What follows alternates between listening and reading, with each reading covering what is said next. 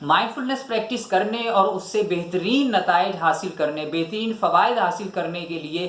ایک ہی ایٹیٹیوڈ ہے، naan striving. Naan striving کیا ہے؟ کہ ہم اپنے آپ کو کچھ دیر کے لیے بالکل پاز کر لیں، ہم کچھ نہ کریں۔ یہ میں ان لوگوں کی بات نہیں کر رہا کہ جو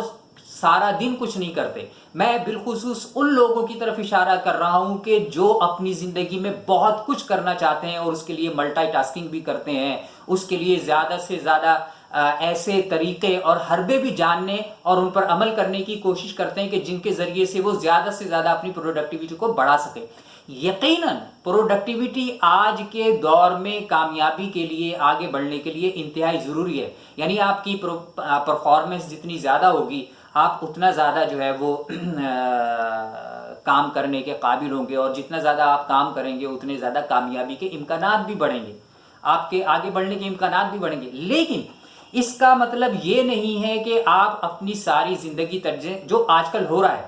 میرے بہت سے کلائنٹس جو میرے پاس انہیپینس کی کوچنگ کے لیے آتے ہیں، ان کا ایک بہت بڑا مسئلہ یہی ہوتا ہے کہ وہ دن رات کچھ نہ کچھ کر رہے ہوتے ہیں، وہ بہت سے زیادہ نتائج حاصل کرنا چاہتے ہیں۔ نان اسٹرائیونگ کا ایٹیٹیوڈ یہ کہتا ہے کہ خدارا اپنے آپ کو کچھ دیر کے لیے روکو، اسٹاپ یور مائنڈ، ٹھیک ہے، اور پاز یور مائنڈ،